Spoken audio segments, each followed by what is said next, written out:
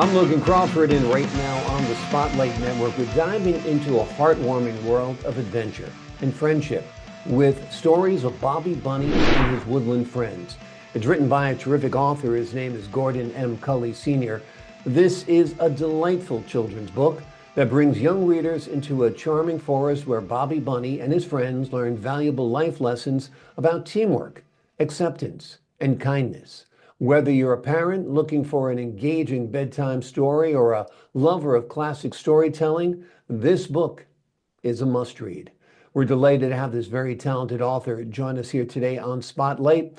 We thank the team at Studio of Books for helping us put him in the spotlight today, and we ask viewers like you to support authors like him by subscribing to our channel and by purchasing his wonderful book. The links are below this interview. And be sure to download the Spotlight Network TV app streaming on Roku, Apple TV, and Amazon Fire TV. Gordon, great to see you here today. Welcome to Spotlight. Thank you, Logan. Thank you for having me. It's my pleasure. It's great to have you on the show. Bobby Bunny and his Woodland Friends is a wonderful classic children's story. Tell us how you came up with the idea for it. Well, it happened on one winter day, early winter day, late winter day. I saw a cardinal looking down at a bunny rabbit, and it just kind of sparked off with that, wondering what are they talking about, and is he asking the bunny where some food is at? And I knew the cardinal ate red berries, and it just all started off from that. Are they talking about where some food was at? And I started writing it out, and that's where it all started. And one thing led to another, then Ginger and Bobby, and then other stories came after that. Wonderful, wonderful. Tell me a little bit about your writing career. Have you written more than this one book? This was the start of my career of writing, but I love to tell stories. I told stories to my two boys when they were younger. When I was coming across the country from Washington to Massachusetts, sitting around the campfire, you know how two young boys are all amped up from the day of riding in the car, and they don't want to lay down and go to sleep. So I started making up a story to get them to think about something imaginative. And I started telling them a story. And when they laid down, they could just close their eyes thinking about that story. And that's how it all came about. And that's how it came about. And I just love to sit down and tell an imaginative story to young children to get their minds to get off everyday problems that they may be getting into. Absolutely, absolutely. So you traveled from Washington State to Massachusetts? Yes, I did. And was that Yes. like a cross-country trip, or was that a move? Tell us about that. Yeah, a full move from Seattle straight across 3,300 miles to Boston. My ex-wife went to medical school in University of Washington, and she did her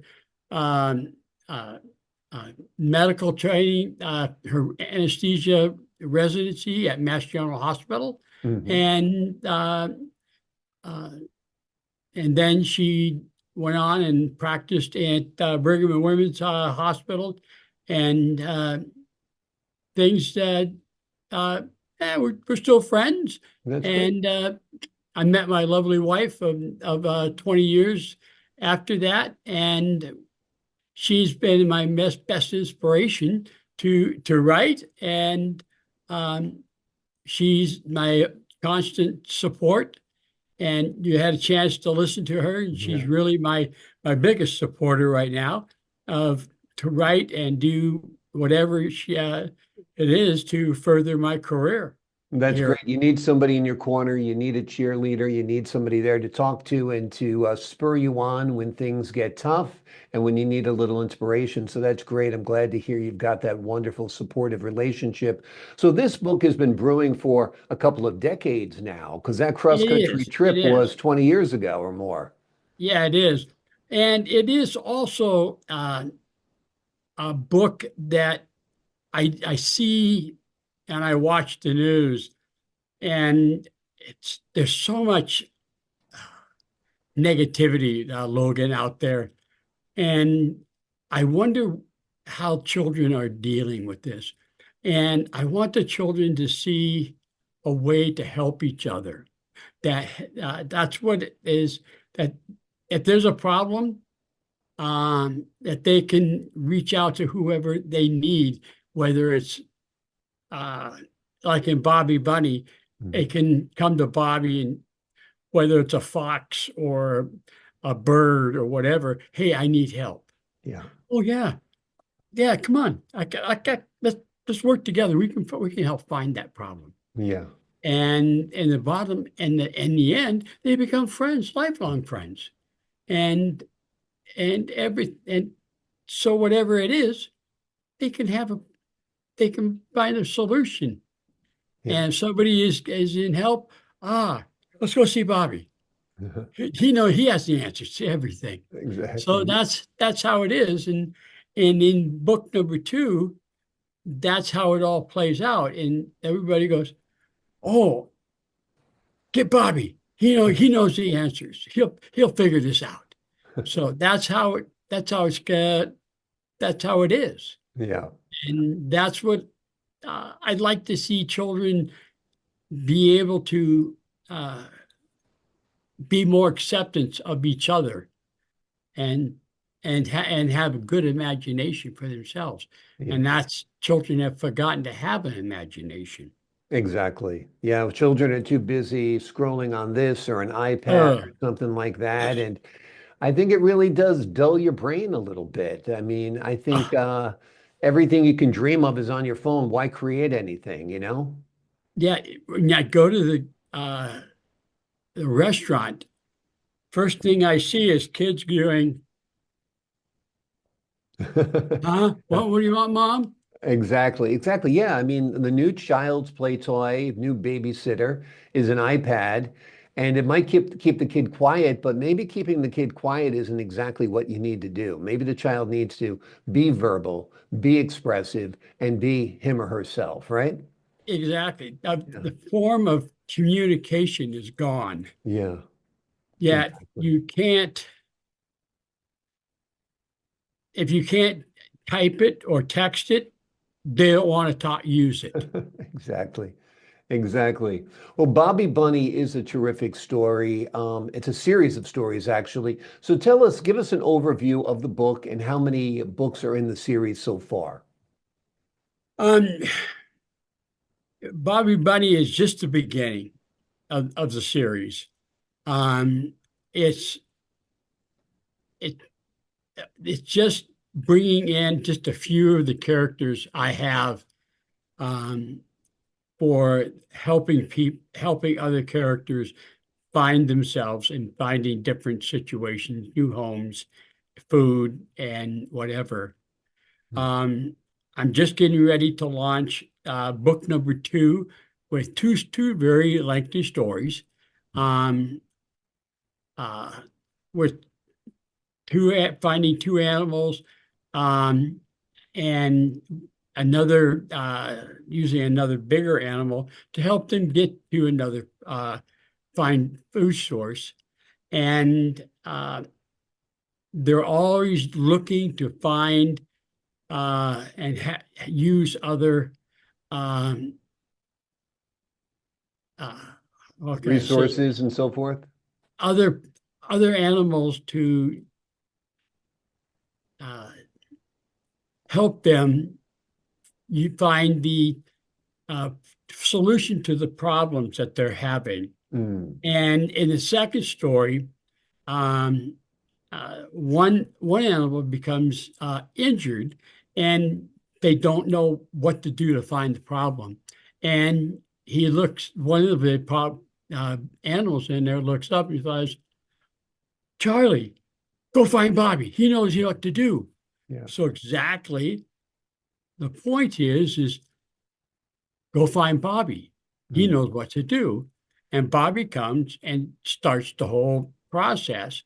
And that injured animal goes, when Bobby gets there, he goes, you're the Bobby Bunny that the whole forest is talking about. Mm. So he is building a name throughout the forest that if you're injured or need something, needs care or have a problem, you can come see Bobby. Yeah. But as in your final question is, I have many books, many stories ready to be written. They're all written in folders. I just have to take that folder down, open it up, and start illustrating. Yeah. And just see where that goes. And after they're illustrated, I sit down at my computer. Actually, I have three of them. My Zoom wouldn't work until I got one to finally work. So I just sit down and have fun illustrating. My wife is in the office right behind me. She can hear when she's not busy. She can hear me talking as I'm illustrating. Yeah. But I have quite a few. The stories are yet to grow and become bigger and better. And I think the children and young, older children are really going to be more engaged and they're going to want more. And they're going to be excited for the next book. Yeah, absolutely. Absolutely. Have you envisioned these stories as a series on TV or a series of films or anything? No, nobody has ever come to me for that, but I just see it as somebody, people, mothers buying this for their children to read and to read to their children at night to go to bed. And for them parents to sit there and go, wow, maybe oh God, maybe I need to start thinking about this and having them start small and making change and to be more acceptance in the world and start small and maybe start seeing some change on their end too. Yeah, yeah, absolutely. Well, I think the work is out there now. So if anybody in Hollywood were listening, this would be a great series of stories to craft into a TV show. It's been a long time since Winnie the Pooh or something like that. And this is good, wholesome entertainment with wonderful values for children as well, which is what I like about the book. Who's your target audience? What's the age range do you envision enjoying this book? Pardon me, I didn't hear you, What's sir. the age range? How old should the Um, children be to enjoy this book? well, from anywhere from uh, one to I'd say five. My 2-year-old granddaughter, she just turned two. Yeah. She would my son would say, "Well, go get you a book, and I'll read it to you." And she will go through all of her list of books, and she'll find Bobby Bunny, and she'll pull it out, and she'll toddle over and sit down next to him and say, and she'll open it up, and she'll say, "Read it, Daddy." And he'll say, "This book, yes." And she loves the book, and that's her favorite book because of all the characters and everything, and she names the characters. She just loves the way the book goes. Um, it's just, I don't know, it's just uh, the way the characters work and intertwine with each other. Um, uh, I don't He know, just Logan. enjoys that aspect It of just it, had huh? become very, very magical in my mind. And um, last night, my wife, well, looking on the internet, found a squirrel and a bird, and Mm. the bird was looking at the squirrel like, "I'm hungry," and he raised a piece of bread up and started eating it, and the bird jumped on it, the bread, and was picking at it while the bird was eating it. Mm. And then I was sitting there thinking, going, great mark for part of a story Yeah. that the bird was helping that bird get some food. So uh, birds work together, animals work together, and that's all part of the uh, my part of the books and stories. And I'm hoping that it transcends into um, adults and our lives, that we all can work together. We can put that hatred away and say, "Hey, I'm here if you need me. Give me a call. Mm. Knock on my door." Yeah. Not be afraid to answer the door if somebody knocks on a door, like back in the 60s and 70s, where when somebody knocks on the door, you walk over and open the door. You're not afraid to open the door. Mm. And that's what, Yeah. be kind. Yeah. Absolutely. Great values, great lessons, great morals for young people indeed. Let me ask you this. I think it's intriguing that you not only write the stories, but you illustrate them as well. Tell us about how you illustrate the books. Well, just I start off and with meadows, I start drawing the meadows in, and it's just I close my eyes and I open them and I go, well, I just let my pencils flow. Then I start making plants. I make my trees, and I've had people say, "I've never seen those trees," and I went, "Have you ever crawled inside my head?" But it's just pure imagination, Logan. Yeah. It's just um, that's all it is, and just all imagination and thinking. And what would make that animal feel happy and feel relaxed, that Mm. he can just crawl up in that meadow and get something to eat, and where he can just curl up and get in the sunshine and crawl up next to a big, huge rock and go to sleep and Mm. not feel uh, endangered about for himself.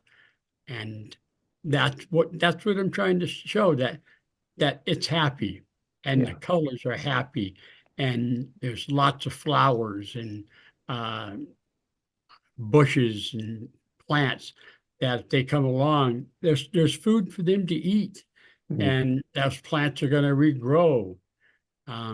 That there's berries to eat off the bushes and off the growing in the grasses, Mm. uh, strawberries and huckleberries and stuff like that. That's Wonderful. what my thing is.